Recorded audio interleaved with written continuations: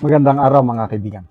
Bigyan natin ng reaction, opinion itong video posted by Net25.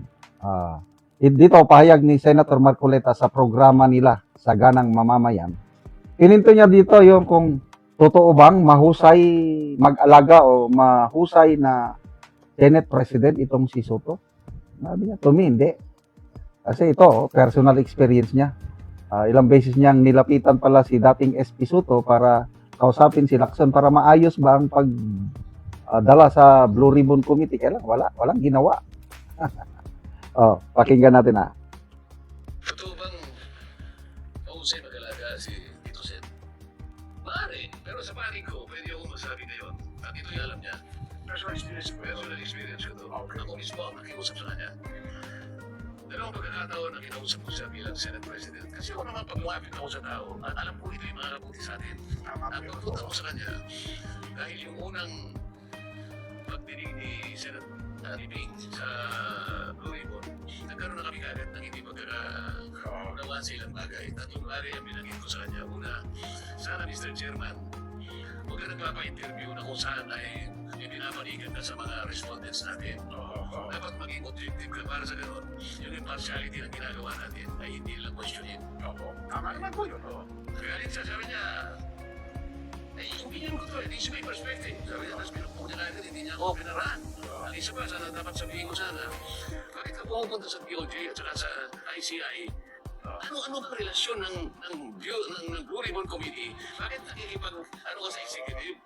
So lahat ng gagawin mo, hindi namin alam, hindi ka ako maganda yun. Pagkatapos, meron ako sinasabing prejudicial question. Aba, inano niya ako. Hindi ba niya alam bilang abogado ang ibig sabihin ng prejudicial question ay ganito. Yung technical na meaning ng prejudicial question ay inano niya para pinamumukha niya sa akin, ito abogado ka pero gumagamit ka ng isang phrase na hindi mo naintindihan.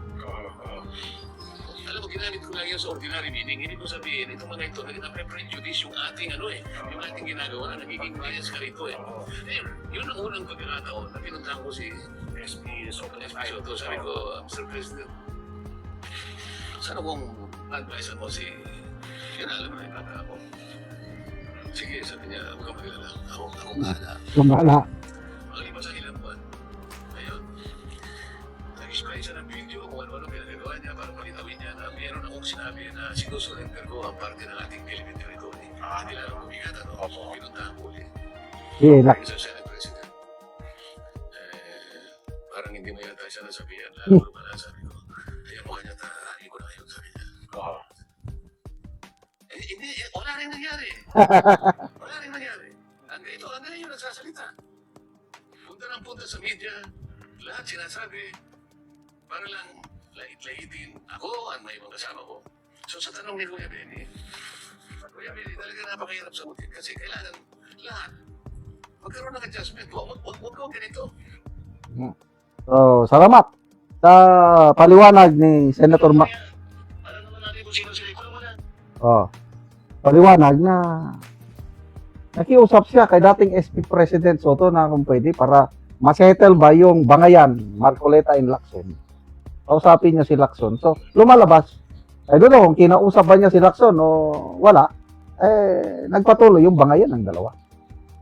So, magaling ba siyang leader? Magaling ba siya mag-alaga? Sa naintindihan ko, mahina. Kaya nga, nagkakaganito-ganito na tayo. Leadership mo kasi yan. Kaya kung magaling pa na leader, itong si SP Soto, hindi na sana magkudita ang grade 13. Kaya, mali. Mali ang direksyon ng Senado. Lalo na yung Blue Ribbon Committee, noong si Soto at Lacson pa ang namamahala. Talagang pilit na pinagtatakpan ang bilyones o trilyones na nawawala sa kaban ng taong bayan. Kaya, pasalamat tayo na natanggal siya sa pwesto. At ngayon, dahil sa leadership ng Grade 13, may pag-asa na tayo na maibulgar ang katotohanan. Kaya nanawagan si Senator Amy, tawagin na ang Grade 13, pagsalitain na, ilabas na ang katotohanan, alisin natin ang takip. Yung pinagtatakpan nila ng mga mastermind, alisin natin yan. Which is correct. Kaya, yung sinasabi nila, Lacson, Soto na nasira na ang imahe ng Senado. mula nung umupo itong Brave 13 ay disagree. Kasi una nang nasira ang imahe ng Senado panahon leadership ni Soto at Lacson. Ngayon lang bumalik ang tiwala ko sa Senado dahil ngayon may pagpapatuloy na ang investigasyon sa flood control scandal. Kaya mabuhay po kayo, Senator Marcoleta. Despite na kinasuhan na kayo na sinampahan ng reklamo sa Ombudsman plunder, indirect bribery, kailan hindi pa rin nagpapatinag si Senator Marcoleta. Sabi niya, he will remain as the voice of the Filipino people. Kaya mabuhay, Senator Marcoleta, mabuhay ang brave 13 senators. Salamat mga kaibigan sa inyong pagsubaybay sa channel nito.